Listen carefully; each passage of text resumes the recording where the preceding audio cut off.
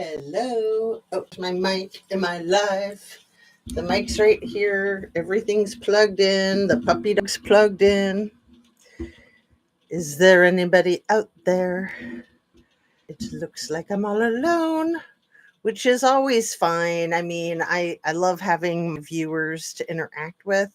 However, I am what's going on here? I'm also very happy to fly solo, as I like to say. So you can see my tranquility sign. That's important. And let's make sure that we have all the other signs visible. Always fiddling with everything, making sure it's all perfectly aligned, like my spine perfectly aligned, and my chakra tower, and my puppy dog love. So please make sure you're still subscribed if you are subscribed. And look, I have somebody here. Hello, hello. If you want to say hi, let me know if you can hear me. If it's safe for you, if you're not driving, and if you're not at work or anything like that. Share a video of mine with somebody that you think might like my channel, and turn on your notification bell to ring. And I'm just going to get rolling. I'm just trying to adjust a little light so you can see the things that I just said, but it's like all glare. So, all right, I got my notebook. I got my doggy in my lap. There's just so many pets in this house. You know, we have 3 cats and 3 dogs. So it's kind of hilarious when I'm doing my yoga and trying to keep the animals from interrupting. Like, I like them to be there, but unfortunately, they do like to interrupt quite a bit. So the things I really wanted to talk about today, and thanks for hitting that like button. Oh, there we go. Everything I say is simply my opinion for the sake of hoping to start a conversation, open up a discussion, learn something, be educational. All my videos are made for YouTube. It's an infotainment platform. There's my big creepy thumb. Hit the like button, and voila, let's get rolling. I've got information that nobody's talking about. You know, it's nice to get like fresh information and new information. I like to watch a lot of YouTube channels. I like a lot of different creators. And I've mentioned this recently. It gets annoying when they're all kind of regurgitating the same information. Um, you know, we all know that Biden was diagnosed with cancer. And maybe what you don't know, you probably know by now that Don Jr. thought that he had stage 5 cancer, which, you know, no such thing. 4. You got 1, you got 2, you got 3, you got 4. And then Don Sr. thinks he has stage 9 cancer.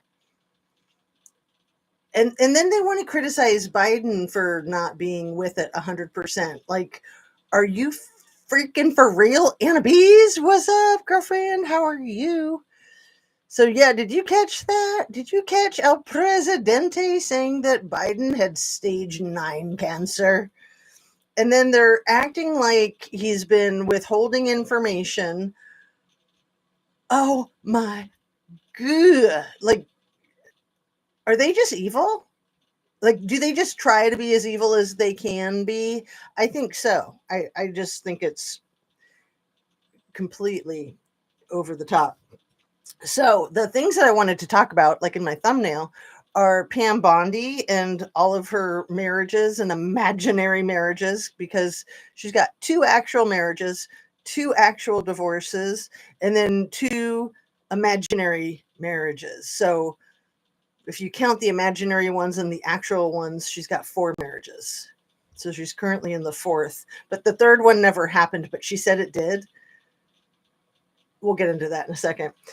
The other big thing I wanted to talk about, I mentioned yesterday, is RFK Jr. and his the really sad story of his second wife, Mary Richardson Kennedy. I don't think I mentioned yesterday, did I? That she was 15 when they met? Maybe I did mention that, because to me, that's one of the most humongous parts of the story.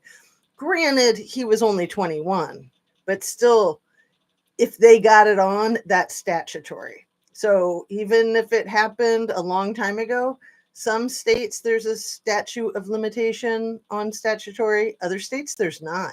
And it doesn't matter if you end up marrying them.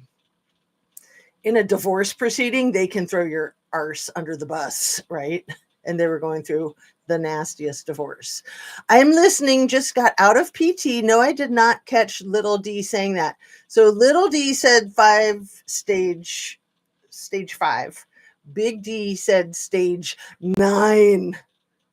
You know how he likes to exaggerate? And then he's like, and it must have taken so long to go that high, since you can't even possibly go that high. So for how long was he withholding this information illegally? It's like, I don't know, douchebag, you're the king of withholding information illegally. So why don't you ask yourself all about it? So I wanted to read an article about RFK Jr.'s ex-wife that allegedly hung herself. They were going, like I said, they were going through a terrible, terrible custody battle. They filed for divorce in 2010. She unalived herself in 2012, right in the midst of the thick of it. Like, he had just submitted an 60-page sealed affidavit about her, and then she had responded to that. So they were right in the middle of court stuff. I believe that Virginia Giuffre was also right in the middle of court stuff. But I think that it all ties together, because I can't imagine that RFK Jr. didn't have anything to do with all of the shenanigans involving all the scandal with the billionaire club and the underage girls. I just can't imagine that that wasn't a thing. So, where shall we start? Shall we start with Bondi and her imaginary wedding in the Cayman Islands? I mean, it's pretty freaking pathetic. It reminds me of Muriel's Wedding. Did you see that movie, Anna Bees? If you can respond, that is a hilarious movie. Muriel's Wedding, for anybody who doesn't know or doesn't remember, was a movie about a young woman who was really sick and tired of all of her friends getting married.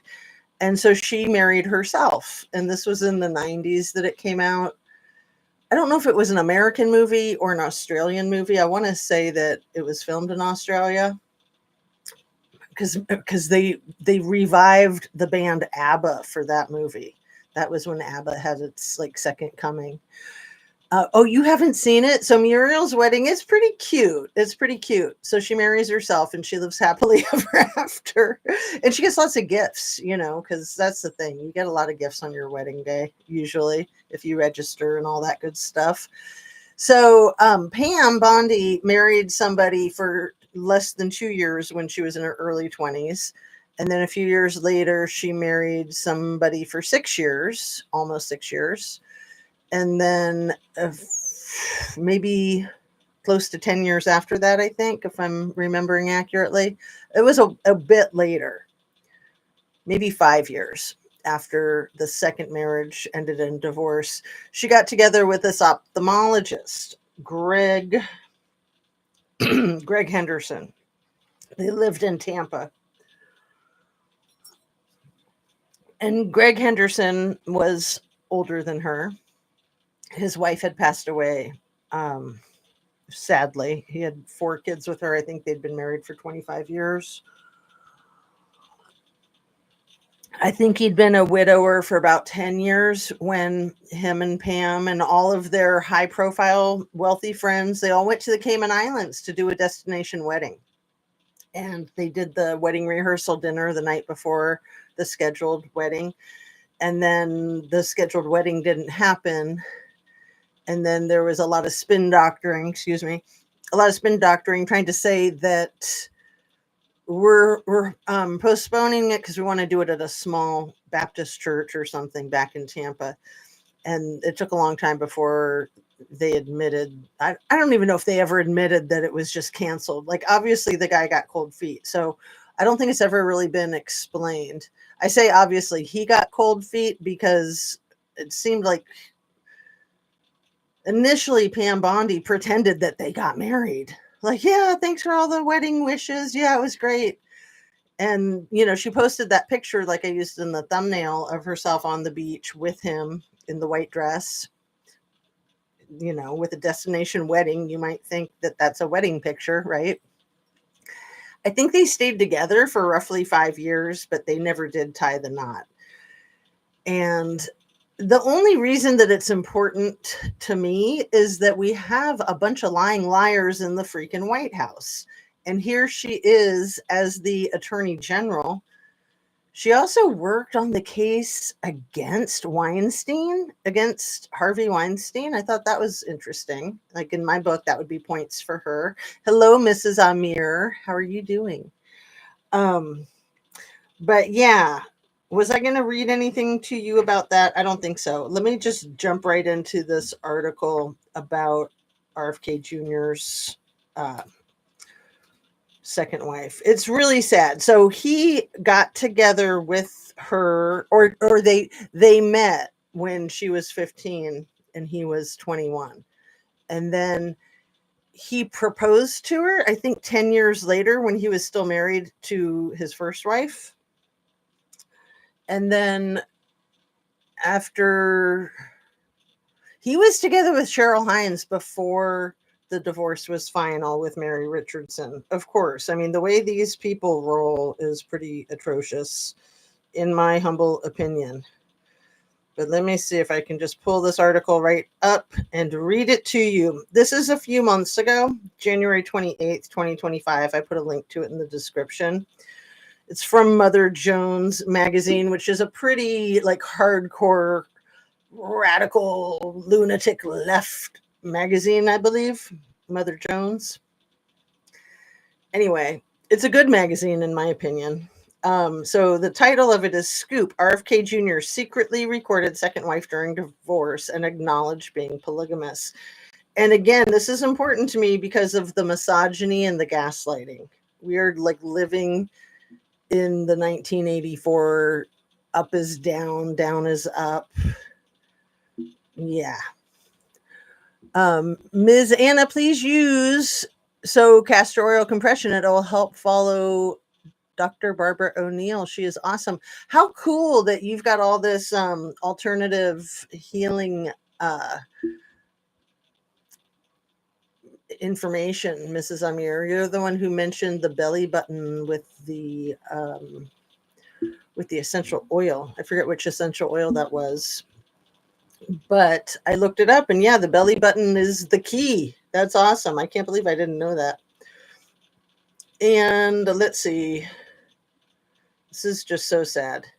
In the early 2010s, Robert F. Kennedy Jr. went through a contentious divorce with his second wife, Mary Richardson Kennedy. It was ugly. Richardson found a diary RFK Jr. kept that chronicled multiple extramarital affairs he engaged in, possibly numbering in the dozens, and she was enraged and tormented by his infidelity. She was drinking and racked up 2 DUIs. The two fought for years over the custody of their 4 children. The battle ended on May 16th, 2012, with her self-unaliving at their home in Bedford, New York. Sus AF, in my humble opinion. During that stretch, RFK Jr., who has been nominated by President Donald Trump to lead Department of Health and Human Services, this is really sick, you guys, secretly recorded telephone and in-person conversations he had with Richardson. So he was acting as a spy in his own family with his baby's mother, the baby mama of 4. I think he had 2 with his first wife. So he had 2 baby mamas and a half a dozen kids, and he just doesn't give a damn about nobody but number 1. And in at least one instance, he may have violated state law doing so. Mother Jones has obtained a cache of these audio recordings that include more than 60 conversations that occurred in 2011 and early 2012. I would think that they were able to obtain them through court. In many of the recordings, Richardson was distraught over the end of her marriage to Kennedy. Sometimes she bitterly lashed out at him, cursing and yelling, occasionally asking for reconciliation. Knowing he was recording, Kennedy was decidedly more circumspect respect than she. He often pressed her to complete the divorce and blamed her behavior for their breakup and his affairs. What a great guy. In none of the recordings did Kennedy inform Richardson that she was being recorded or ask her for consent to be recorded. In one angry conversation on June 4th, 2011, Kennedy, who had married Richardson in 94 after his first divorce, said to her, "I want to be in a monogamous relationship. I don't want to be in a polygamous relationship. I think that's wrong." I've got the little puppy dog sleeping on my lap and she's growling. I think she's having a dream. She's dreaming about the little annoying one pouncing on her, I'm sure. Richardson then asked, "But then why have you done it for 10 years? Kennedy replied, you're going to love this. I think I mentioned a little bit of this yesterday. "I did it because I was being abused at home." This is what RFK Jr. claims. He claims that he was a domestic violence victim in both of his first marriages. I wonder if Cheryl Hines is kicking his ass too. Yeah, more than 7 minutes in, I can say that. Say that A word. Mother Jones is not publishing these recordings because they contain allegations we have not confirmed and information about third parties that raise privacy concerns, or privacy concerns, as I like to say. Kennedy did not respond to multiple requests for comment regarding the recordings. Most of the recordings were apparently made while both Kennedy and Richardson were in New York State, which is a one-party consent state when it comes to recording a conversation. That means under New York state law, only one person in the conversation needs to be aware of the recording for it to be a legal act. But that's New York. That's just New York. I think most states are two-party, but anyway. But in one instance, Kennedy recorded a phone conversation with Richardson when he was apparently in California, which is a two-party consent state. Under California law, a person needs the agreement of all parties to a conversation to record a private call. Violating this law is punishable by a fine of up to $2,500 and a prison sentence of up to 1 year. The disregard for the law is the thing that really gets me with this Trumpster fire administration. Let me keep up with your comments and then get back to the article. Okay, they're just little bits here and there. Okay.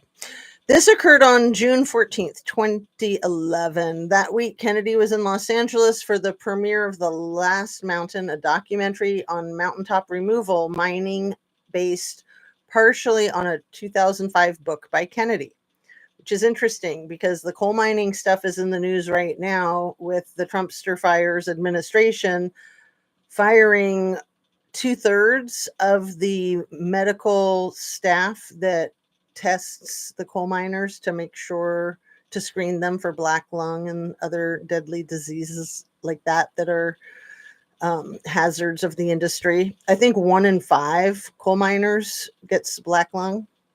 I don't know if it's always fatal. I know it's bad. During the 8-minute long call, the two argued as Kennedy pleaded with her to sign a custody agreement, and Richardson aired her grievances about him and asked him to avoid, see, they're still married, avoid having their 16-year-old son, Connor, publicly photographed with actor Cheryl Hines, Kennedy's girlfriend, who he later married. What a dirtbag. You know, I mean, I think it's pretty appropriate to not even introduce your children to your boyfriends or girlfriends if the ink hasn't dried on the divorce yet. I mean, it's not healthy in my opinion. On the audio file of this call, Kennedy did not inform Richardson the conversation was being recorded. The violation of two-party consent in California is a criminal misdemeanor, but it can also be cause for a civil lawsuit. In general, the statute of limitations in California for criminal misdemeanor is 1 year. In cases in which one of the participants in a recorded conversation is in a one-party consent state and another in California, according to Connecticut law, a California-based law firm specializing in privacy rights, California courts typically favor the two-party consent law, meaning that when one party is in California, the stricter rule applies. Makes sense.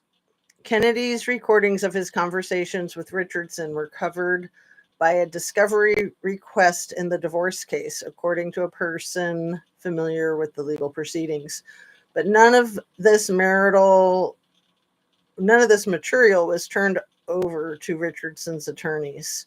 I do want to finish this article because there is some very relevant information about some really contentious and disgusting and potentially incriminating stuff. It's still currently, there would be no statute of limitations on, if you know where I'm going with that. No statute of limitations on one crime in particular, the ending of someone's life, right? At one point during the divorce, Richardson came to suspect that Kennedy was making secret recordings. As part of the legal proceedings, Kennedy filed a 60-page sealed affidavit loaded with allegations of misconduct by Richardson. It accused Richardson of violent outbursts, excessive drinking, physically abusing him, the poor guy, and threatening self-injury in front of their children. In March 2012, months after this affidavit was filed, March 2012 is 2 months before she was found not breathing, flatlined. Months after this affidavit was filed, Richardson, with the assistance of her sisters, Martha and Nan Richardson, compiled a point-by-point draft rebuttal to Kennedy's affidavit. This document was obtained by Mother Jones, and its authenticity was confirmed by a Richardson family member. In this draft, Richardson stated that Kennedy has been stealthily tape recording phone conversations in my home. She also claimed Kennedy had left his affidavits, transcripts of surreptitiously, that's a tough word, that's a tongue twister, I'll just leave it alone, affidavits of illegally recorded phone conversations and other documents strewn about for anyone to see. The draft accused Kennedy of waging a scorched earth campaign against Richardson, and it presented a host of allegations against Kennedy, including the claim that he was a lousy parent, that he misled her about the extent of his infidelity, that he was physically abusive with her, and that he was abusing prescription medication. She referred to him as a sexual deviant and a sex addict, and the document noted she possessed text messages and photographs from Kennedy's phone related to his affairs. The draft document described many episodes in their troubled marriage. Richardson acknowledged some of her own faults and recalled a time when she lost her temper and hit Kennedy, but she denied many of the allegations in Kennedy's affidavit and said she never talked about unaliving herself in front of the children. She also included many negative assessments of her estranged husband. I've witnessed Bobby's obsessive compulsive need to not only beat, but also annihilate someone he perceives as an adversary, she said. She also challenged his veracity. He is also well known for his passionate, entertaining speech-making, hyperbole, and total exaggeration. Huh, I know somebody else like that. His boss, his big boss man. She added, he rejiggers, I love that word, rejiggers the facts or makes them up and rushes to tell as many people as he can so that is the version of reality that gets distributed in people's minds. Classic gaslighting. That is classic gaslighting. She asserted that Kennedy has sold the media the lie of his perfect family. Kennedy did not respond to questions about this document. There was much anger and sadness, as well as sordid accusations in Richardson's draft reply to Kennedy's affidavit. I have carried the burden of Bobby and his family's most intimate secrets since I was 15. And remember, when she was 15, he was 21.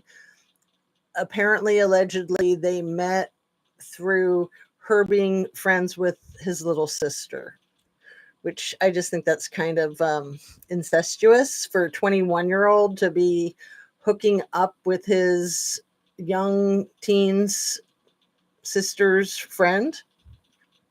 That's pretty sleazy in my book. 21 and 15. I mean, and to be clear, it doesn't say that they slept together when she was 15, but I think that can be implied. I mean, what 21-year-old and what 15-year-old aren't going to be hounds if they're having feelings towards each other? And she was probably doing sleepovers at the Kennedy's house, so it was probably, again, this is my speculation, to be clear. In my humble conspiracy theory, allegedly. Okay, Richardson never filed a court version of this document. 2 months later, she was flatlined. So I'm thinking that he's got a lot of skeletons in his closet.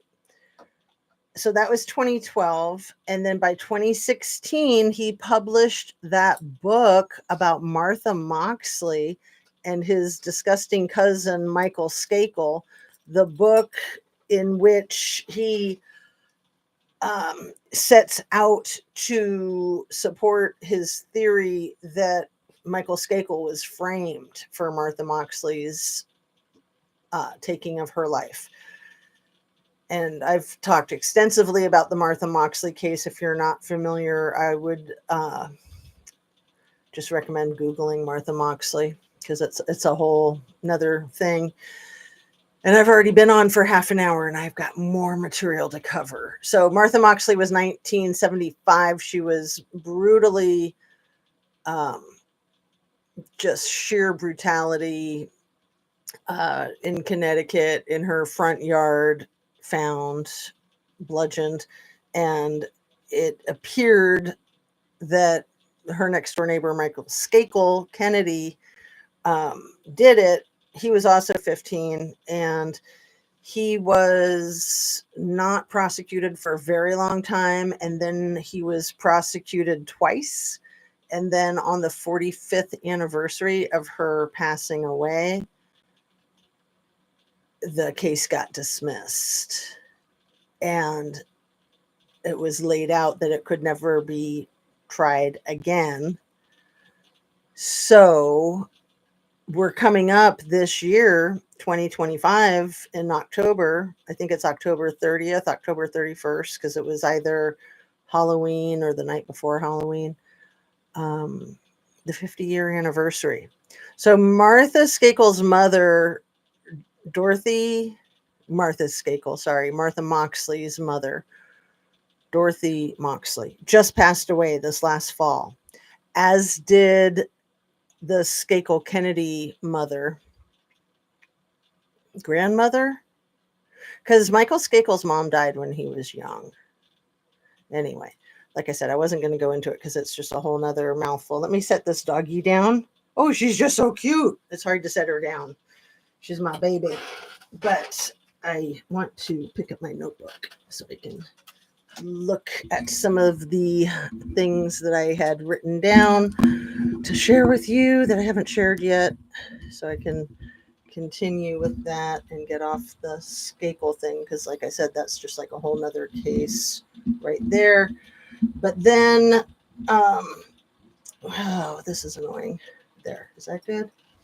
The thing with the common theme with the Trump administration and with the with RFK Jr. is misogyny. So, all of these women's lives don't matter. Martha Moxley's life doesn't matter, but Michael Skakel's does. And Mary Richardson's life doesn't matter, but RFK Jr.'s does.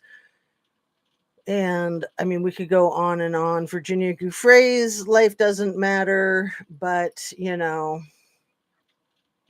shall we say Prince Andrew's life does? There's so many of these victims and so many of these perpetrators and the perps that always want to play the victim. And isn't that just gross that he tries to portray himself as being a battered husband from two of his meanie wives? Yes, Anna Bees, I'm going to highlight that. RFK is gross. He swims in poop. He swims in poop water, which is One of the ways you can get a brain worm. I looked that up after I'd said, what is he trying to do? Get another brain worm? More brain worms, please. That is a really good way to get a brain worm if you are wanting a brain worm. Absolutely gross.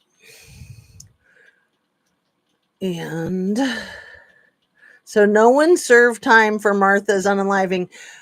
Michael Skakel did serve some time. Again, long story short, let's see. What's his name from the O.J. Simpson case? Mark Furman, the bloody glove, alleged planter of the bloody gloves, the disgraced police officer. Mark Furman tried to use his infamy for good. I read his book about Martha Moxley. I've read other books about Martha Moxley, but he decided to try to solve that case. It was like 10, 20 years dead in the water because it was a Kennedy and because virtually the Skakel family owned the police department. They had them work for them on private detail all the time. So nobody ever got in any trouble except for one of the Skakel's family employees, a guy named Littleton, I think was his last name. And he'd only been working there for a day and it ruined his life, literally, still to this day. He might not even be alive anymore. I think he might have self-unalived a few years ago. Anyway, so he was never charged with it. I think he was used as a scapegoat of a suspect. And Michael Skakel and his brother Tommy Skakel, they were the two youngest of 7 siblings. And they, I think, were both persons of interest because they were both seen with her last. And Tommy Skakel actually was kind of her boyfriend, I think. They'd been fooling around, I think, even that night. So that probably upset Michael Skakel, who is the same age as her. They were both 15 and Tommy was 17. Anyway,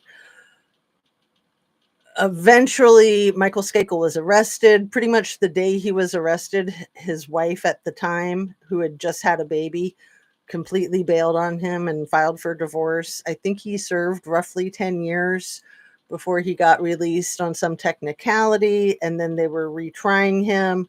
And then RFK Jr. wrote this book about him being framed. And Trumpster Fire was president in 2016. Or no, it was in 2016 was when he published the book. And then 2020, October 30th or 31st of 2020 was when it was a closed case that could never be retried again. Specifically, Michael Skakel could never be charged for the crime again.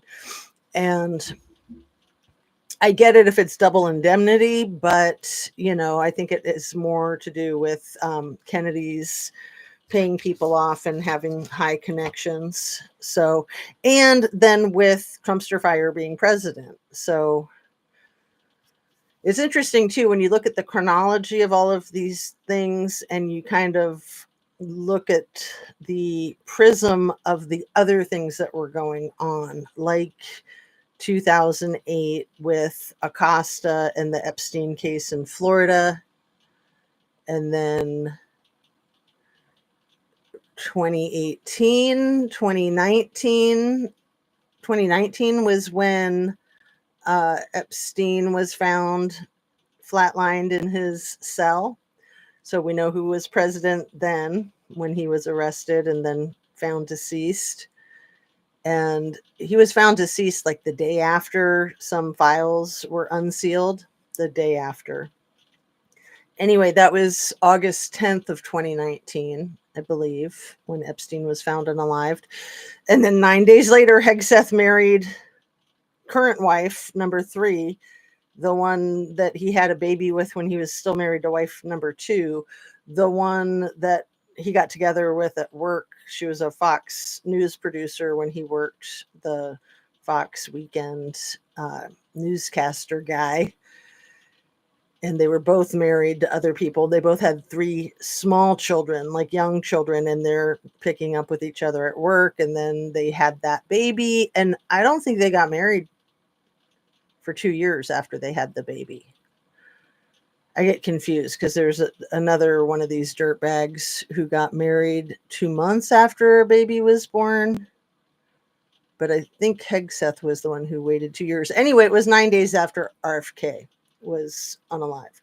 And he got married at one of Trumpster Fire's national golf courses in New Jersey, but not Bedminster, not the one that Trumpster Fire's first wife is buried at in the unmarked grave, in the unkempt grass and weeds. And where else did I want to go with that? The how RFK Jr. ties in with that. There's just so many cases. This is why I have to write stuff down. And I should have a crazy board, right? Because I'm not crazy. I can't keep up with all this crazy when I'm not crazy. I'm not. Seriously. No one was served time for Martha's unaliving. So, the other one that I did want to mention real quick is Caroline with a K, who was, pure. Caroline with a K, you know who she is. Pure. She was in her mid-20s when she married somebody way more than twice her age, or maybe twice her age, let's just say, because right now I think she's 27 and I think he's 59. Wait a second, is that 33, 32 years difference? I was thinking 20. So yeah, way more than twice her age. Okay, I go back to that. I'm pretty sure he's 59 and she's 27. So yeah, 32 years. I was thinking it was more like 23 years. I was doing my dyslexia in my brain. So Caroline with a K had her baby a year ago, roughly 7 months after they got married. So they got married in December, I think. And then she had her baby in July, because it was like 3 days before the fake assassination attempt. What I believe is a fake assassination attempt. And many others like me believe it's a fake assassination attempt. So she was on maternity leave for 3 days when that happened. And then she was like, I got to get back to work. Screw the baby. I got to protect my dear leader. And so, yeah, 3 days maternity leave. But she had that baby. It takes 10 months, 40 weeks for a baby to, the gestational period for human babies. And yeah, we'll talk more about human babies and this whole trafficking thing.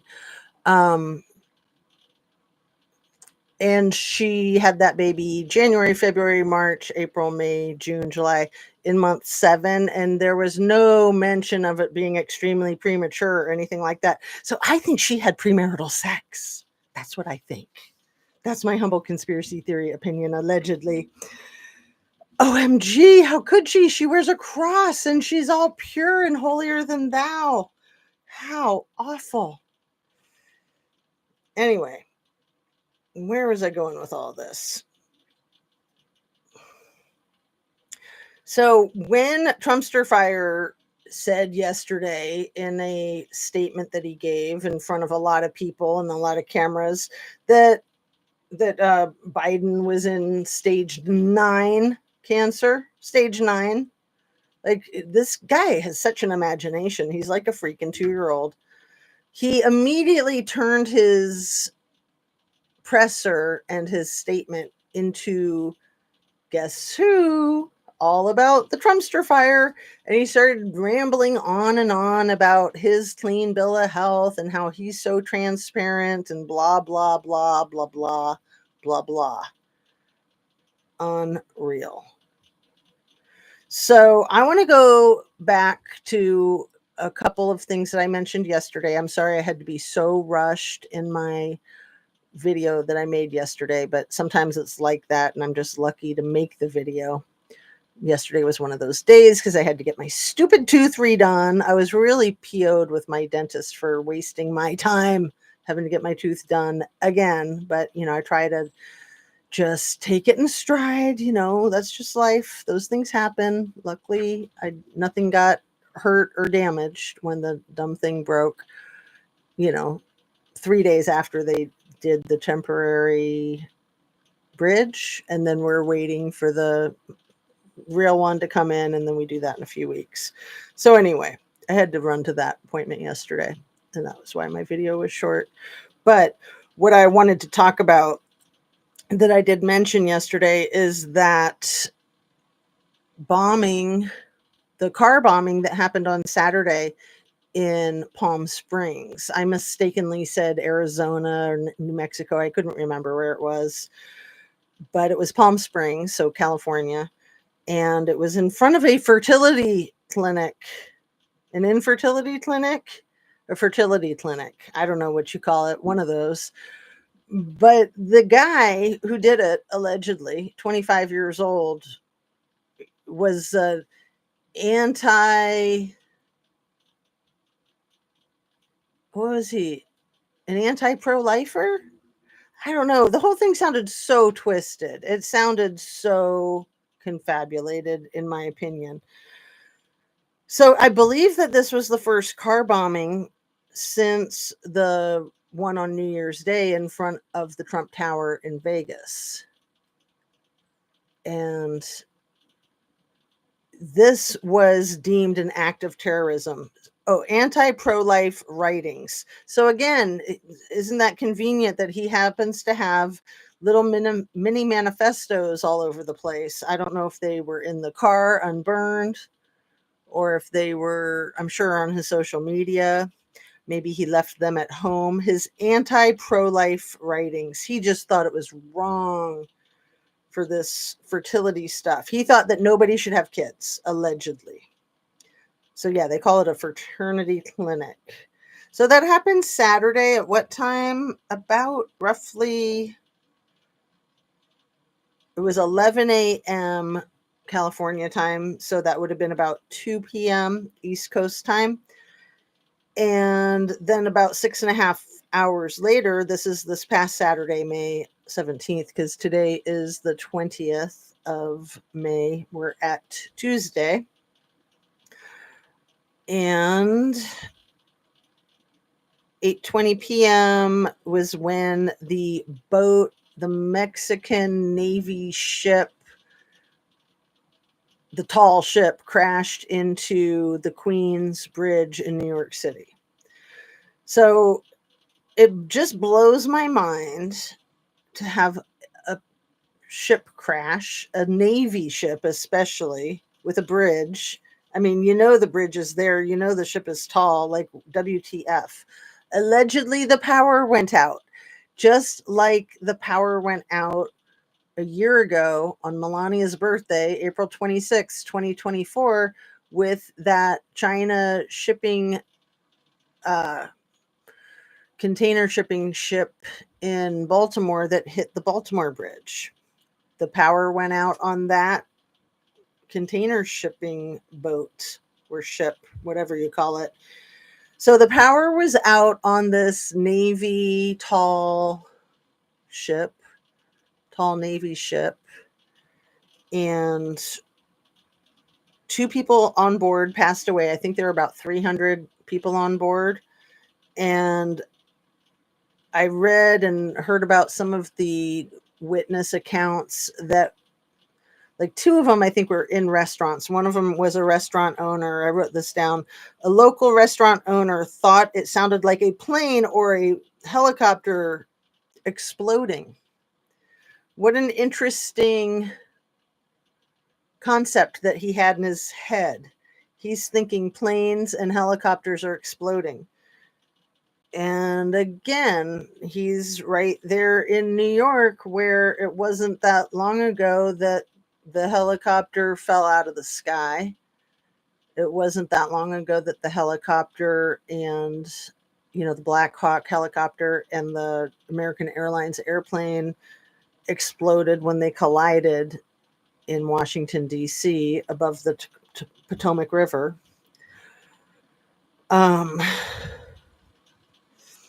So what they say about this suspect, his name, the 25-year-old that blew up the car, allegedly, and I'm thinking, did he blow up the car or was he in the car when it was blown up in front of the fertility clinic? That's just where my mind goes. 25 years old, Guy Edward Barthouse, I think, something like that. But his first name is Guy, his middle name is Edward. He had a heated political debate around fertility in his social media, allegedly.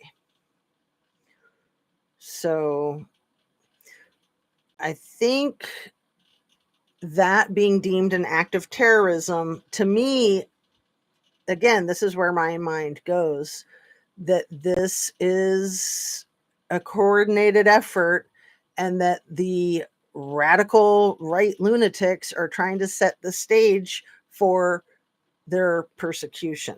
Like, oh, people are blowing up our pro-life clinics.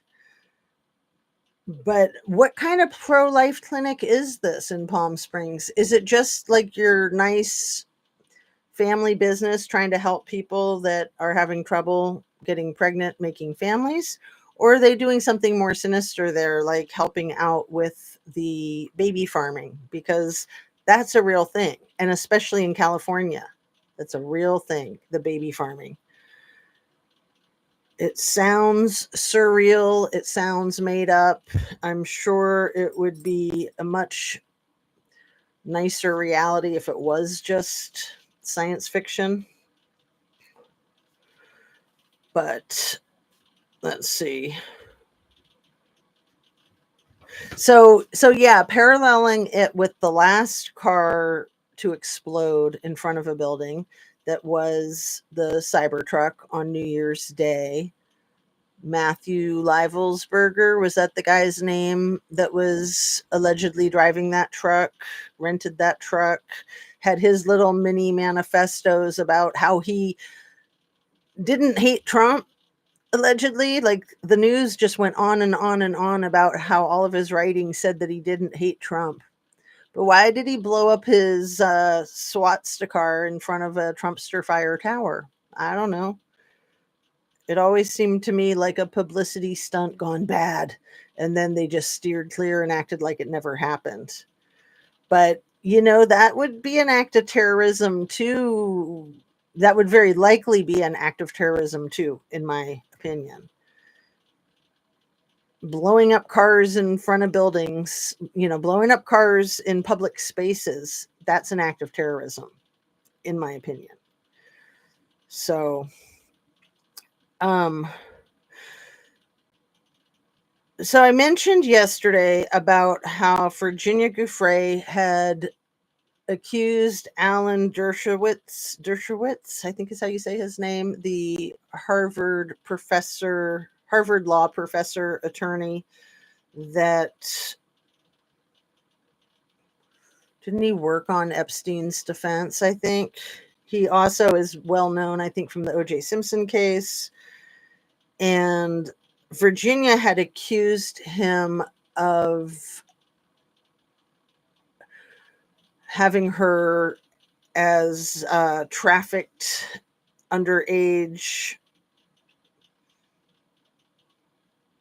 How do I say it? I mean, I'm trying not to say bad words. She accused him of using her and him being the John as she was being pimped out and trafficked underage. She accused him of at least 3 separate incidences when she was underage. Of course, he denies all of it.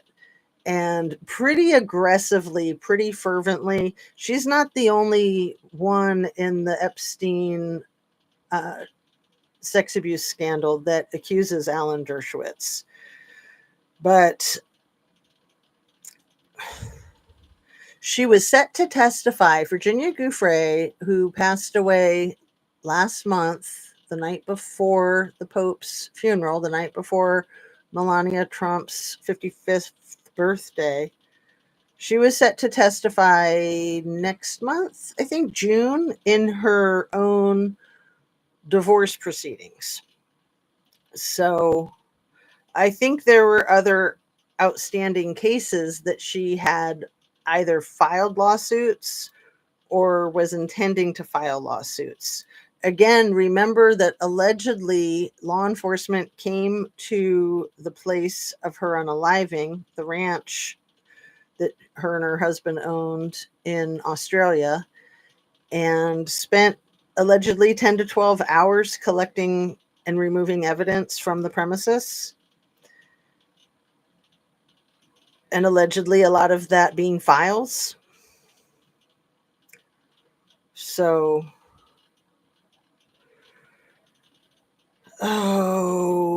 let's see. Do you guys know who Bret Baier is? He's like one of the weirdest Fox News hosts or correspondents.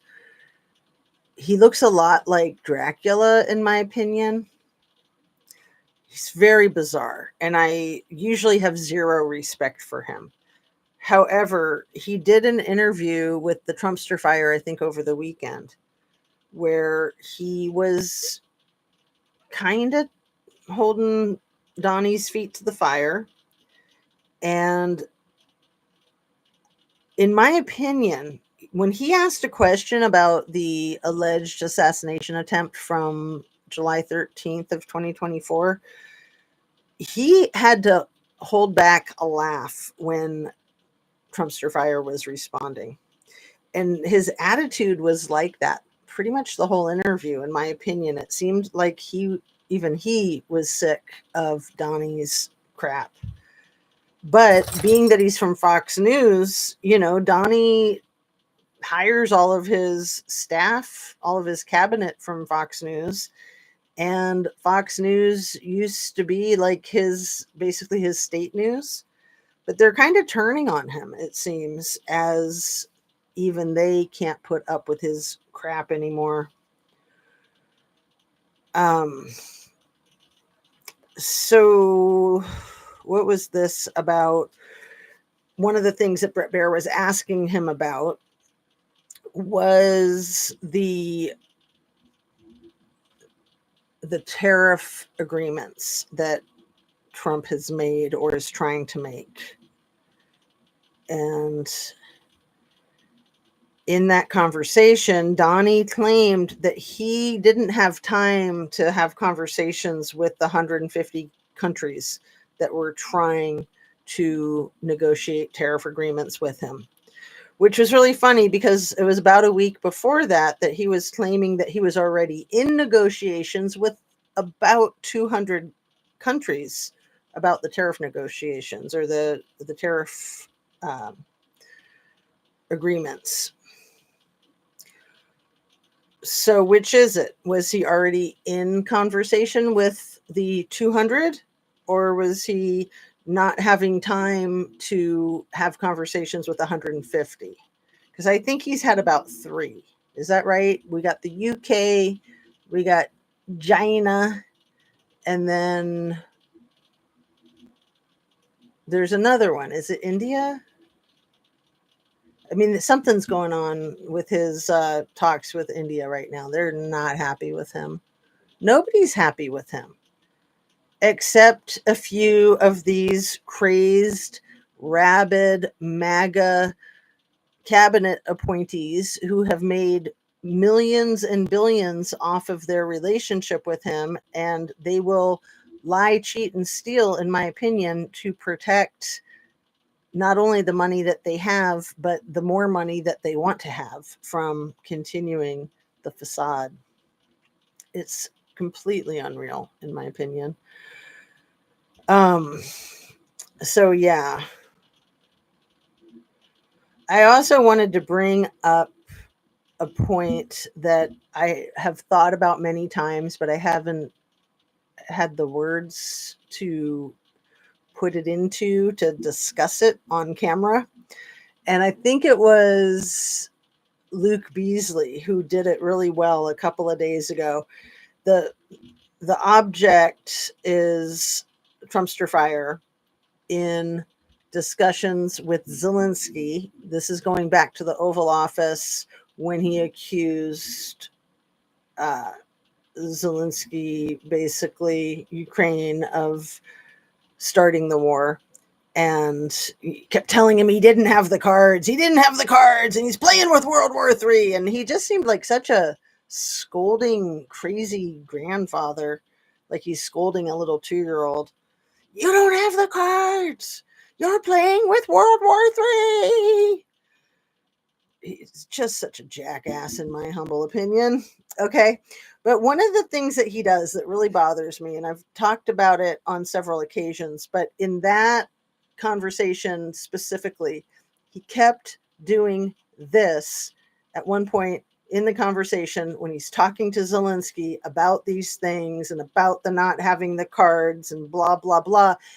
And the words that Luke Beasley used that I thought that's perfect was that he was cupping somebody's butt with his hands. And I've seen him do this where, when he's talking about the weave, sorry for bumping the microphone, when he's talking about the weave, but it looks more like he's saying that somebody is like built. But then this, like, is it the buttocks or is it like the front side of a person? But whichever it is, it's really crude and rude looking.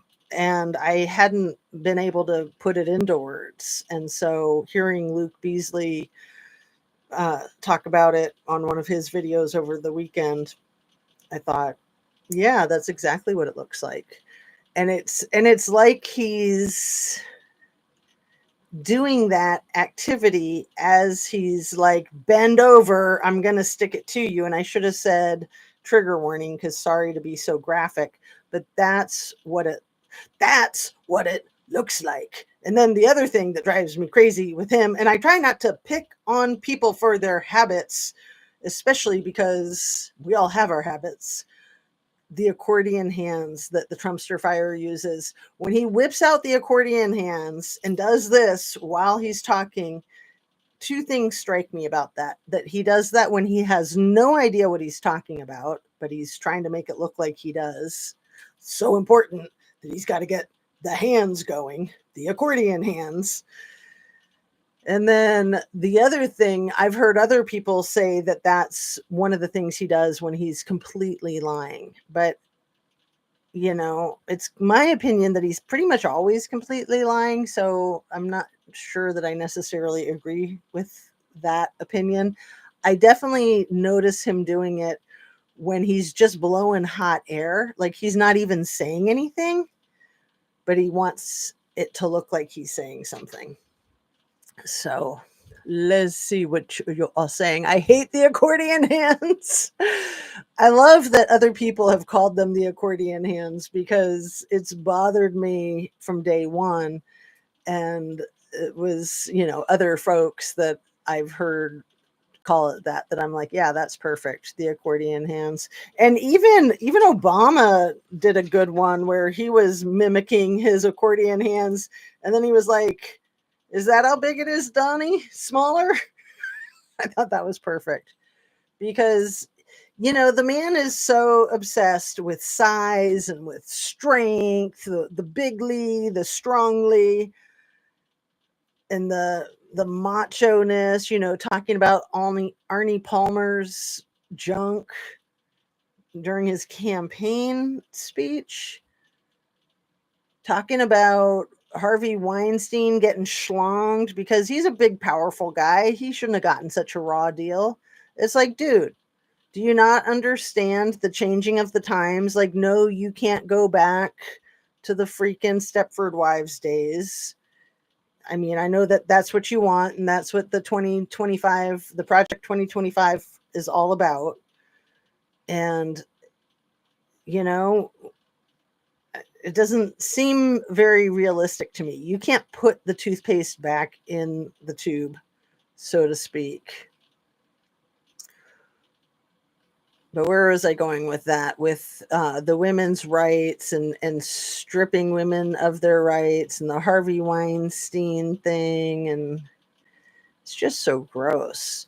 Like, just because you're rich and powerful, like Epstein, like him, like Prince Andrew or P. Diddy or R. Kelly, just because you're rich and powerful, it doesn't mean that you can continue to get away with abusing people and hurting people and doing illegal things. Like, yeah, we all know that the rich and powerful get away with way too much and they can buy themselves out of trouble way too often. But there comes a time when enough is enough. And it doesn't matter that Harvey Weinstein was rich and powerful. Larry Nassar, there's another disgusting one. The gymnastics, the Olympic gymnastics doctor that you had to cooperate with in order to be medically cleared to compete in your Olympic events. Larry Nassar, who abused all those little girls, all of them.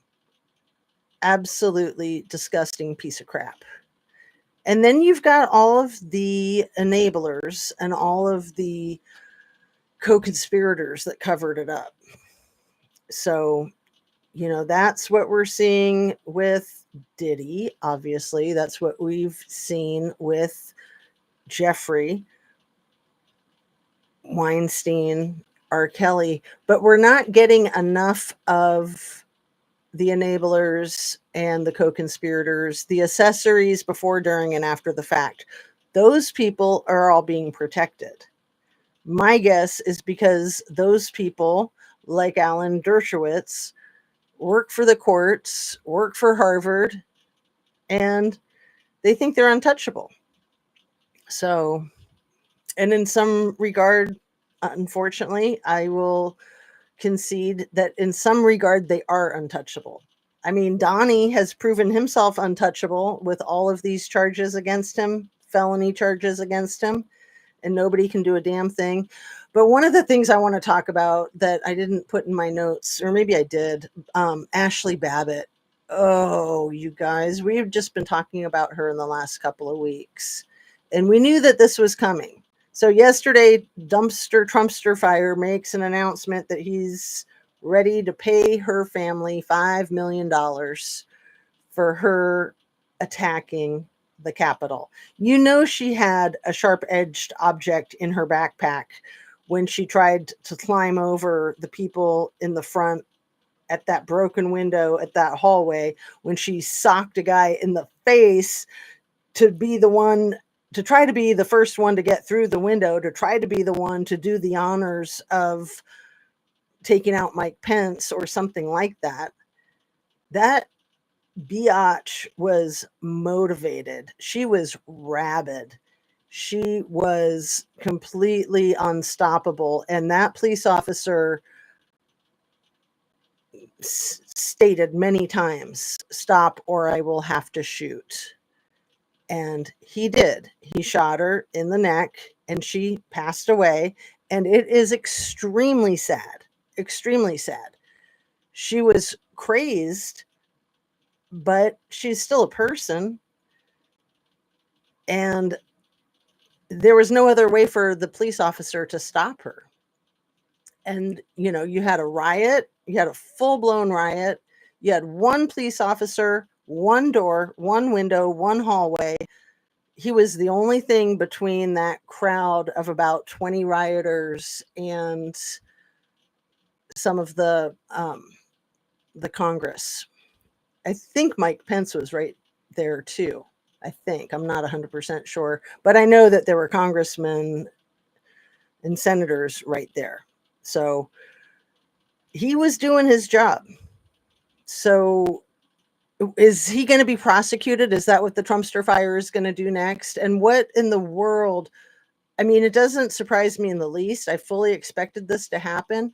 But does Trumpster Fire not realize quickly after the situation happened back there in 2021, J6, and people were putting her out in the public eye as some sort of hero martyr, and then they quickly realized the crap that she had done with her current husband's ex-girlfriend when she was having the affair with him, when she was still married, and the ex-girlfriend of her husband was cohabitating with him for 6 years and tried to get Ashley to quit having an affair with him. I think she confronted her, and then Ashley rammed her car into the girlfriend's car 3 times, pulled over, got out at the window, banged on her window, demanded that she get out of the car so that Ashley could kick her in the rear end. And the woman just stayed in her car, called 911. The whole thing went to trial. Ashley got treated with kid gloves because of her connection. She was military and I think military police. But she's obviously a crazed individual. That was years before J6. And she drove herself from Southern California. She drove to Washington, D.C. to spearhead the takeover, right? And I just want to say again, I want to articulate again that the adamancy that Donnie has over the 2020 election being stolen from him, I kind of got it when I was looking into all of my election fraud research that I've been doing the last few months. I thought, oh, if they rigged, in my opinion, the 2016 election, they tampered with the 2020 election, and they completely stole the 2024 election, in my opinion. So if they were cheating, then of course they're going to be adamant that they didn't lose that election because they pretty much knew that there was no way possible for them to lose. But it's my opinion that they lost because they didn't cheat good enough. And so it would have been even more of a landslide of a win or loss for him. He thought that they were cheating good enough to win, but they didn't cheat good enough to win. So he made sure that didn't happen with this last one, 2024. And in doing so, left many, many breadcrumbs that reveal that the entire election was basically hijacked, and the graphs, the research, the statisticians' work shows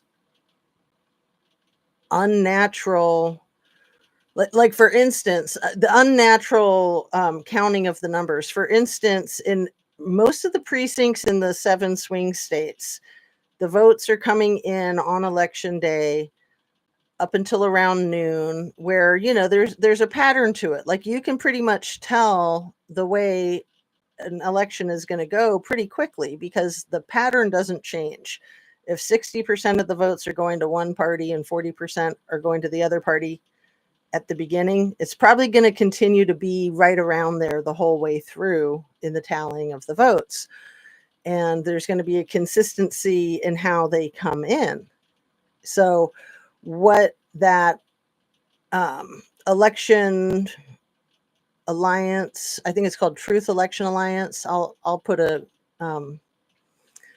link in the description for that channel. But what they show is that up until around noon that day, there's these patterns of how the elections are going, and that they're pretty close, and that mostly, I think in some areas, red was definitely winning, in other areas, blue was ahead.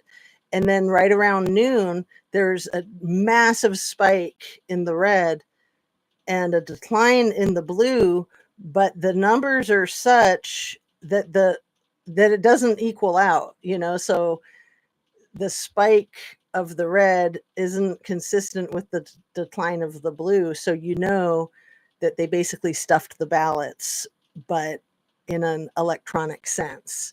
And then that continued for a few hours, and then all 7 swing states were taken by the Trumpster fire, right? And then he's like on this mandate. And the fact that he can't stop talking about the election, can't stop talking about, I mean, even in the last couple of days, how Beyonce and Taylor Swift and Springsteen, they must have all been getting paid illegally to show their support for Kamala, and he's going to investigate that. It's like, dude, you won the election, allegedly. So why are you investigating an election that you won Although to me, the answer is that he's doing that just to keep the attention, just to keep flooding the zone, keep the gaslighting going. Just they just keep inventing things. Look over here, don't look over there. And I can't state it enough that I really think his involvement with the Epstein files is the key to all of the crumbling of his House of Cards empire. I really do. How do people believe this guy about anything? I don't think they do. And I think that they're all very nervous. Like Scott Bessent is a perfect example. He's the guy who's the Secretary of Treasury. He's always super nervous, has a lot of trouble speaking, sounds and looks to me like he's about to hyperventilate and pass out or die of an aneurysm or something, and can barely talk. And it gets worse all the time, this man's anxiety. And I think it's because he's lying through his teeth. Most people that are not sociopaths have trouble lying. I mean, you know this, you're a nurse. It creates a lot of physiological stress, the heart rate, the temperature increase, the flushing of the face. Your body wants you to tell the truth. The truth is the only thing we have. Without truth, there's just complete lawlessness in the universe. So your body's going to try to tell the truth, unless you're a sociopath, in which case your body's like, I don't care about the truth. Say whatever you want. Isn't it funny how people just believe anything stupid, no matter how asinine? I agree they cheated in each election that he was in. I can't believe that Snoop Dogg performed at his inauguration. Is Snoop on Little E's list? Good question, Annabise. I believe that in a lot of these cases, there's things like that. And it's not just current things. What I'm learning more and more is how far back in time these relationships go. How far back in time these relationships go. Like, for instance, Governor Newsom's ex-wife, whatever her name is, Kimberly Giuffre. No, Giuffre is Virginia's last name. It's a weird name. Kimberly Guido Fiulehe or something. It's very Italian and it's long. And I can't say it even when I'm looking at the letters, so I won't bother trying. Anyway, Officer Newsom's ex-wife, Kimberly G, we'll call her, was engaged to Donnie Jr., and then he was cheating on her with the girl that he's currently with, the woman. And then Trumpster Fire appointed her to be like the ambassador of Greece, which is basically just sending her to the land of misfit toys, basically. It's like a joke of a job. Allegedly. I mean, I don't know. I'm not a politician, but that's what I've read in numerous places. But she also allegedly was having an affair with her fiance's father. Ugh. So again, these things go back a long way. I forget how long ago her and Newsom divorced. I think it was a while ago, like 10 or 12 years. But then she's, part of the Trump family, and then there's all this gross stuff going on. And then you got Vanessa Trump, that was married to Don Jr., who's divorced now from Don Jr., the mother of Kai, the 17-year-old.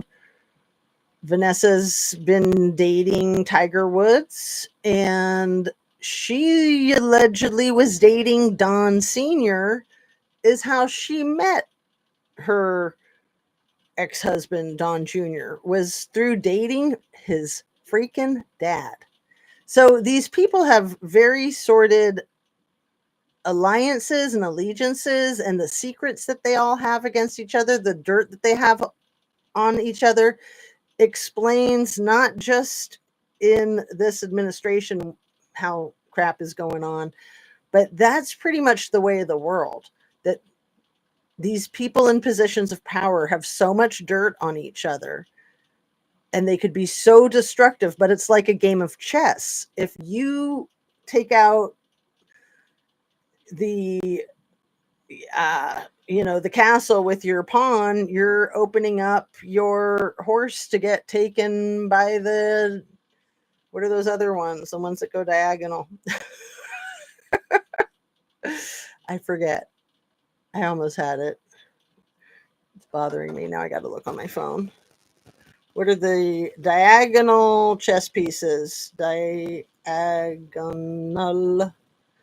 moving chess pieces. And it's funny that I'm bringing up chess, since they're always trying to claim that the Trumpster fire is playing like 4-dimensional chess, 3-dimensional chess, 5-dimensional chess, 9-dimensional chess, 12-dimensional chess. It's like, he can't even play 2-dimensional chess. Give it up. The bishop, that's the piece that moves diagonally.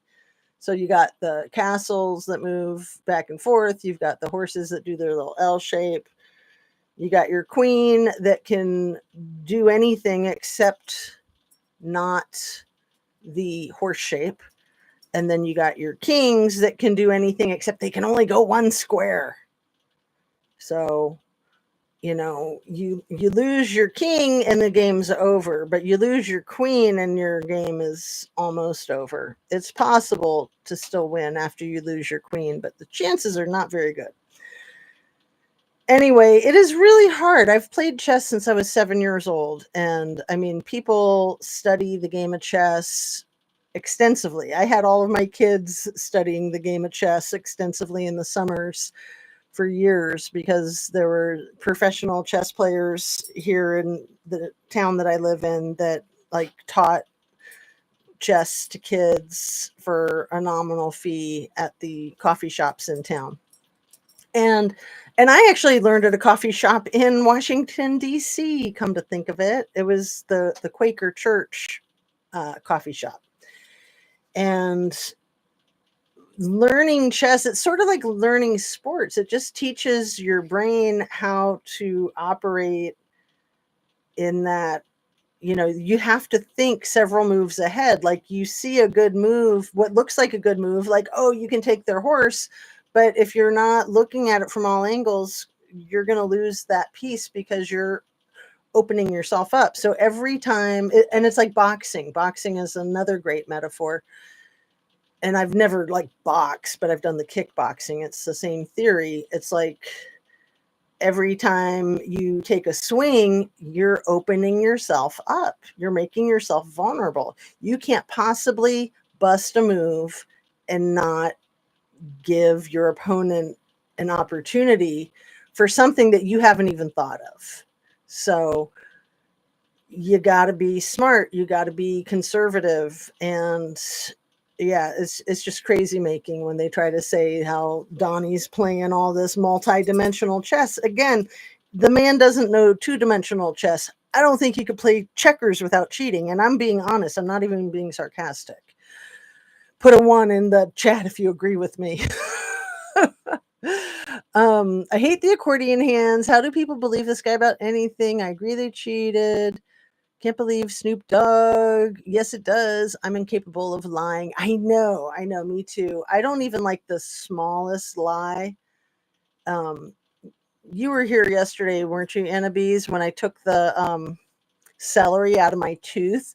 And I was just laughing at myself because as soon as I felt it there and it was bothering me, I was trying to hide it from my audience. I was thinking like, oh, I don't want anyone to see that I've got the celery string in my tooth. And, I certainly don't want to pick it out because that would just be gross to do on camera. I mean, I could have like popped off a camera, grabbed it, and then continued on.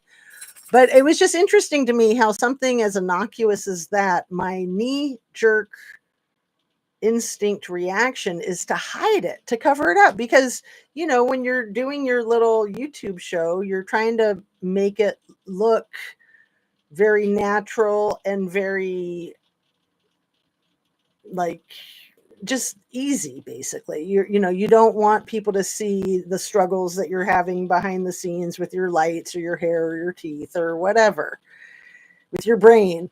You're trying to make it come off smooth, basically. And, life ain't smooth. It's okay to have bumps in the road. And it was just really funny to me how it was bothering me so much. And then I finally thought, you know what? I've got a nice audience here. I can just tell them that I'm going to pull this damn celery string out of my tooth and they're not going to care. But I think I'm using that as an example because I think that that's how lies start, like you're embarrassed to let people know that you have celery string in your tooth. And so you try to hide it. I got to go off screen for a second. I just got to like grab my dog. I got to like let the dog in or let the dog out, and then you pull the string out and then you like have it on your cheek and you come back and it's like stuck to your face and you don't see it. And then people are like, what the F is on your face? And that's how like the little white lie can become something huge and mortifying, and then you're like embarrassed to tell people that you were lying about a piece of celery string in your tooth. I mean, but I hope that my example is coming off appropriately as I do the booty thing. Yeah. And like I said, I don't like to criticize people. I talk with my hands a lot, and I also can misenunciate words or cross my wires or whatever. We're all human. We all make those mistakes, and it's okay. It's okay to be human. It's okay to make a mistake. You just admit it and you fess up. Otherwise, you're putting a lot of pressure on yourself to go back to your comment. I'm sorry, I haven't been highlighting that you're incapable of lying. And yeah, you're putting a lot of pressure on yourself when you're trying to hide something so small and insignificant. And then when it's these huge, significant things, it can literally take you out. People drop to their demise from heart attacks and things like that every day. And what do you think causes those? Stress. Stress causes those. No morals. Women who date these ugly old men are doing it for one thing, money, and they're ugly because they're evil. Isn't it so gross? Can you imagine even sitting next to Don Jr., let alone like kissing him? I mean, I can't even go past that.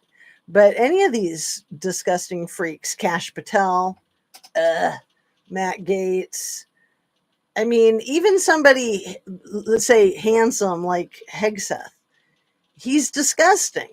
He's disgusting.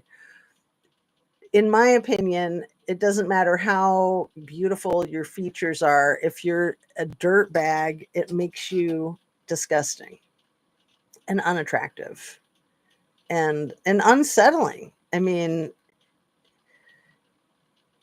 it's just sad. It's really sad. Thanks for the one. I forget what that was now. I'm so honest with you guys. That was, if you agree with me on the thing about the lies or something like that, or maybe it was right before the lies. It don't matter. I mean, it does. It's good to be able to track things, right? No morals, no morals, no way. I would throw up. I know. Hegseth is disgusting. And if he were a nice person, if he wasn't like this despicable racist freak, this lying sack of shit who is almost certainly, if not certainly, a Russian, shall we say the S word, the SPY word. I mean, he's definitely a Russian operative. His email is like a Russian email, or the phones that he had with the signal were Russian phone numbers. Anyway, I mean, all of that signal scandal, I think that they wanted the Russians to know what they were doing. That's what I think. Anyway, there were some other things I was going to say too about just how gross these people are. Absolutely gross. I know what it was. Hegseth and his connection to that nationalist church, the one he got himself affiliated with it in Tennessee, but it's the same thing as that church in Moscow, Idaho with, is it Doug Wilson? Is that the pastor's name? I should look it up because I know I got it wrong once. I was crossing my wires with Brian Wilson from the Beach Boys. I think it's Doug Wilson, isn't it? Yeah. Douglas James Wilson.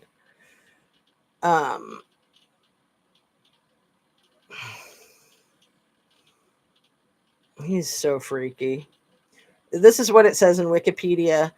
Conservative, Reformed, and Evangelical theologian, pastor at Christ Church in Moscow, Idaho, faculty member at New St. Andrews College, an author and speaker. Wilson is known for his writing on classical Christian education, Reformed theology, as well as general culture commentary. He is the public proponent of post-millennialism, Christian nationalism, and covenant theology. He is also featured in the documentary film Collision, documenting his debates with anti-theist Christopher Hitchens on their promotional tour for the book Is Christianity Good for the World? So I'll just leave it at that. So that man, whose sons and grandsons wreak havoc in the town of Moscow, and they're kind of public enemy number one for the law enforcement, it seems.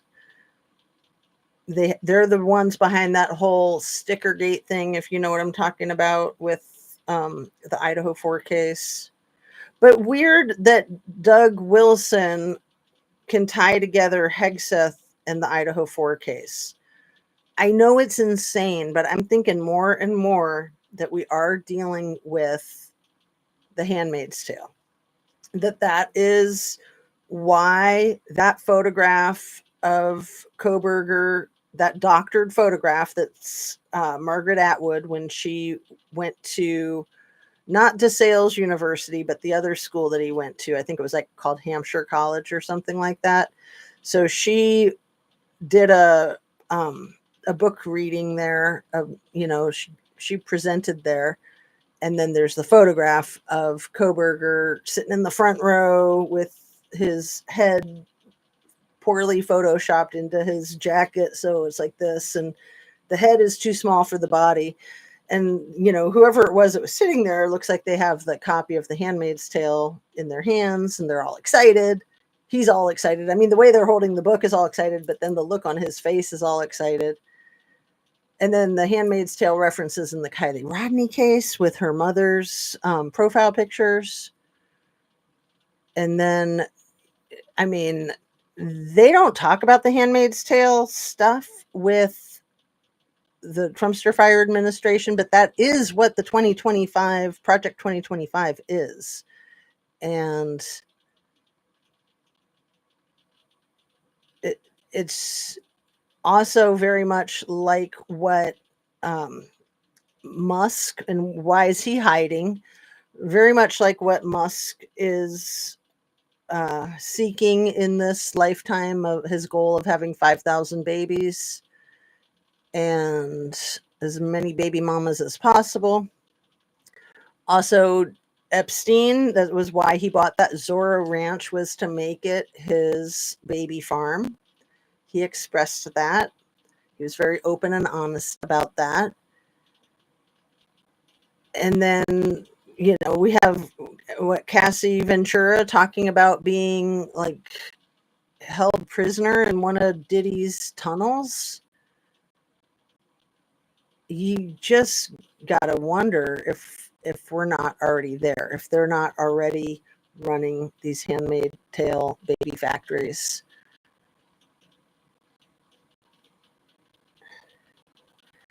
So going back to where I made my segue with Hegseth and Doug Wilson and the church, and maybe that's the dirt that he has on Trump. Maybe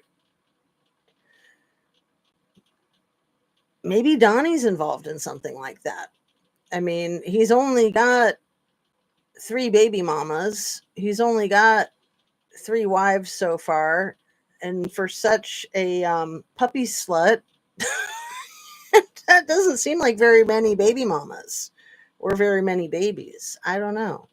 For somebody with an ego that big, you would think that they might have a few more and that they wouldn't be outdone by somebody like Elon. I mean, come on. I don't know. Just saying. Um, so it's weird, the connection with the church, with the reformatory church, the nationalist church, the Moscow connection. Also, Vladdy was affiliated with the Epstein files too, I believe. I think a lot of world leaders were, but I think that Vladdy was one of them, in addition to Prince Andrew and probably others from the royal family. We know, we've all seen the pictures of, unfortunately, William and Harry hanging out with Diddy and Kanye. And just because you're in a picture hanging out, that doesn't necessarily indicate that there's more to it than that, but it is a point of interest, shall we say. Definitely a point of interest. Yeah. He's definitely not about freedom for everyone. Right. Freedom for the men to do whatever the F they want, and no freedom at all for women. I mean, women we're going to lose our right to vote. We're going to lose our right to buy property or land. We're in some states, we've already lost our right to guide our own healthcare decisions with our medical professionals. It's pretty freaking frightening. And then Anna B says, yeah, that pic of BK is poorly photoshopped. It is. It's really poorly photoshopped. And I like to say that even if it's an actual picture, even if that's a photograph of him holding the book with his neck like this and his jacket, let's just pretend that it is. Why is that image floating around on the internet, but there's no pictures of him at other academic events or athletic events or musical events or any events? There's no other pictures of him floating around the internet. But then a couple weeks ago, they did release some really spooky, scary, haunted looking pictures of him with some new files that it's just like, you got to be kidding me. Like, first of all, they're doctored. Second of all, you think you can just release these photos and brainwash everybody into thinking that he definitely did it because look how disgusting he looks. I mean, they keep messing with his nose and his eyes and just making his face longer and his nose more creepy and his skin paler. I mean, in some of the photos, he's not a bad looking guy. I mean, he definitely has a nose and he definitely has a weird look in his eye. I will totally, in my opinion, he's definitely got the Charles Manson look in his eye, even in some of his best pictures. But that doesn't make him a Charles Manson type. It just makes him an easy target to try to get people to believe that he's a Charles Manson type. I'm really curious who their alleged alternate suspect is. And man, God, going back to that case, the whole thing with his application to the Pullman Police Department and interviewing with Chief Jenkins, and then Chief Jenkins holding down the fort for WSU Police Department, and all the money that all the people, how many freaking sergeants did they have at Wazoo? All of them making 6-figure salaries. All of them except the one sergeant who was making 30,000 on the 1 year of records I looked at. I think that was like maybe 2022 or something around there. and that one who was the kill shot for Kopaka. He was the only one who wasn't making six figures that year. So, my thought is like, well, was he new? Was he part-time? Was he only there for part of the year? So he only made 30,000 because it was only a quarter rather than the whole year. I don't know. But he was the guy who did the kill shot on Kopaka, and just all that crazy crap with that case. Anyway, maybe I should wrap up before I fall off the deep end. um, his uh his zygote ingredient is probably all dried up. Anna B said you're talking about Donny Boy. I think of that tub thumping song.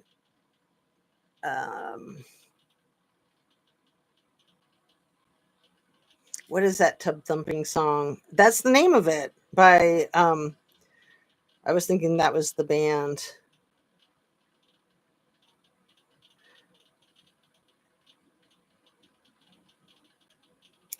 What is the tub thumping meaning? I don't even know.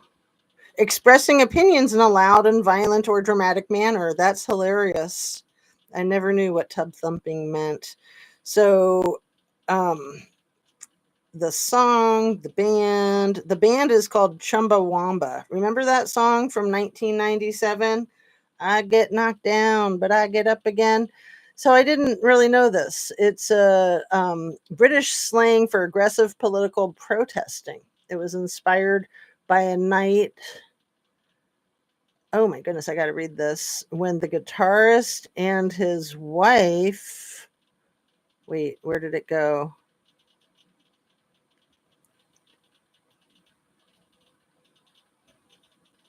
Watched their drunken next door neighbor singing Danny Boy. Oh, see, I thought it was Donny Boy, Danny Boy, while stumbling to open his front door. Eventually, he found his way inside the house. Thus, the song became about perseverance. Interesting. Anyway, that's where my mind always goes when I say Donny Boy, but it's Danny Boy. See, it's a good thing I know now that I didn't even have the lyrics right. But that Chumbawamba, that band, and they'd been around for a long time before they finally got their big hit with Tub Thumping. That is so funny that I didn't even know it had any political type of intonation.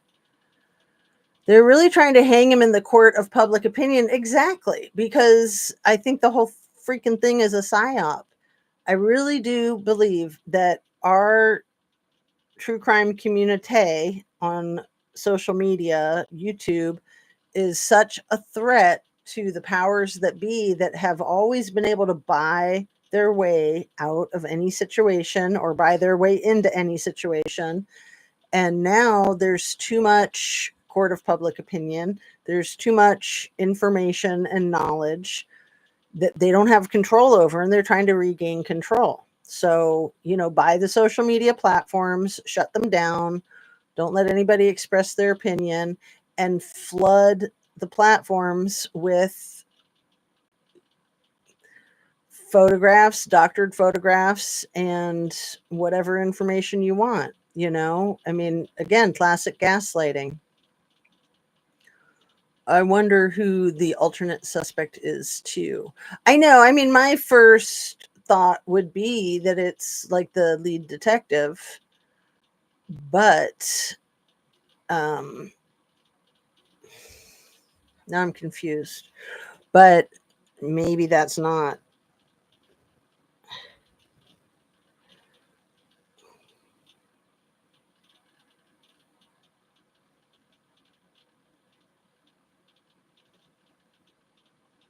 Now I'm confused. Is it Donny Boy or Danny Boy? It said so in this little article here. It is Danny Boy. Okay. Yeah, Donny Boy. You thought it was Donny Boy too, but it's Danny Boy. Very cute. I didn't know that about the Chumbawamba song either.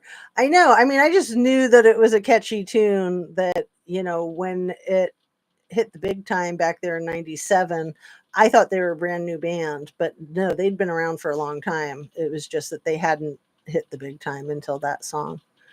But yeah, so they say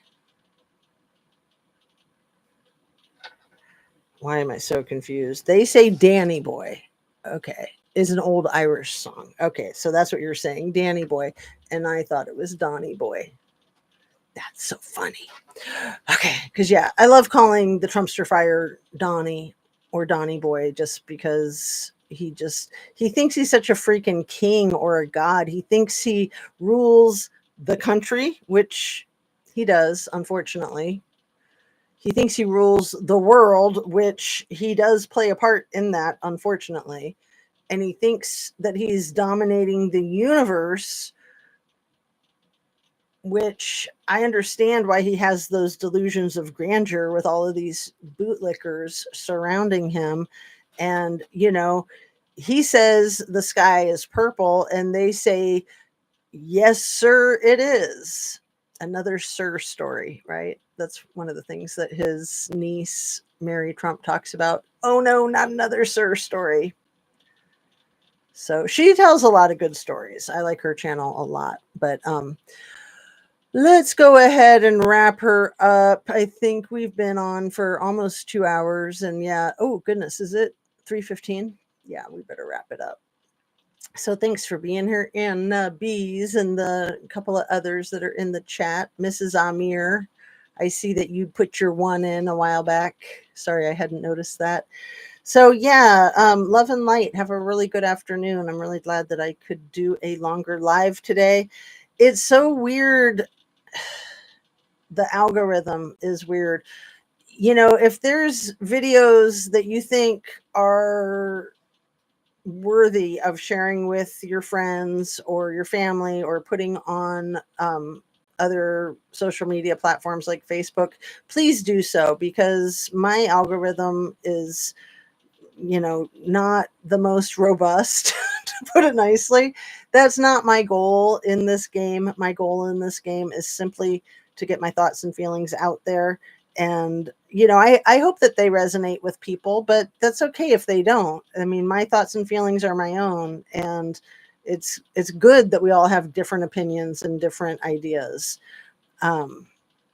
But I definitely think that some of my craziest ideas just happen to pan out to be extremely relevant, if not extremely accurate.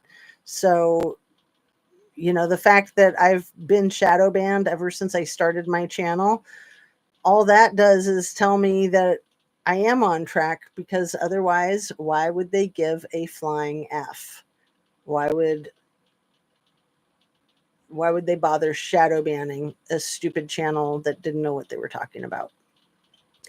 So, bye, Jazz and Mrs. Amir and everyone out there. Have a great day. And yeah, when do you get to go back to work? Are you looking forward to going back to work? Are you really enjoying your time off, Annabees, with your recovery?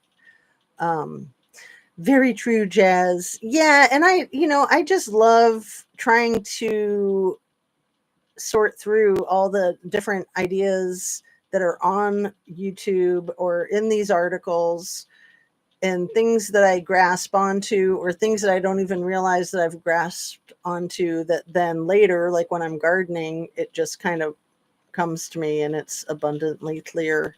So, right now it's just abundantly clear that this whole Jeffrey Epstein and P. Diddy stuff is at the heart of our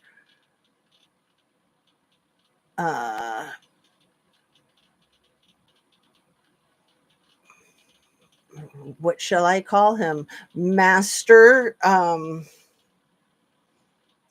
just our dear leader.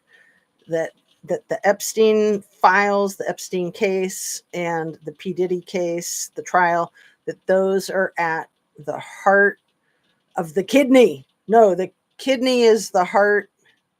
The kidney has a special place in the heart. I think those are Donnie's words. The kidney has a very special place in the heart, because, he is a freaking genius playing his 50 dimensional chess. Yeah. And, he knows all about that stage 9 cancer. So, yeah, I like to call him Dear Leader. That's another funny one. So, Donnie Boy, Trumpster Fire has been working well for me lately. And, dear leader. Commander in chief, that's another good one. I mean, that's what a president is the commander in chief, but he wants to take it to a like galactic level. And man, he's like a little kid. He's just like a little kid. He is so stupid. Annabee says, I don't want to go, but I need money. I hear you, girl. Oh, you go back tomorrow? Wow. Which one should I highlight? I will highlight the I go back tomorrow. Well, I'm glad I asked just to know your what's going on with you. I'm glad that you're recovered. I mean, that's great. And yeah, I'm sure you love helping people heal too. I mean, there's a lot of magic in that. And yeah, money is always a necessary, I don't want to say a necessary evil because it's not always evil. People make it evil, but money makes the world go around. It's an important part of life in our modern world, no matter how you look at it, in my opinion. Anyway, I do love that part of the nursing. Yeah, that's awesome. I know. Helping people is the best, whether it's in your free time or your profession.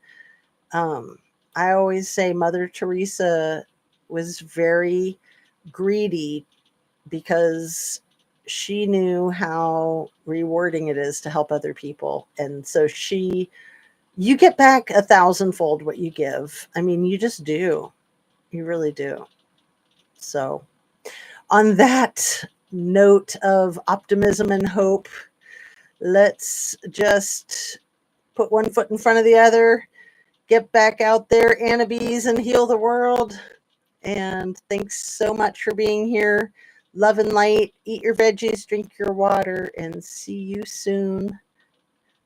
The part that is so supposed to be what it was all about. Exactly. Same thing with law. Lawyers get involved in their field usually because they want to create social change and social justice, and it quickly just becomes a money grubbing power grab, and they really lose themselves, and it's really sad. You gotta hold on to your principles, your guiding light.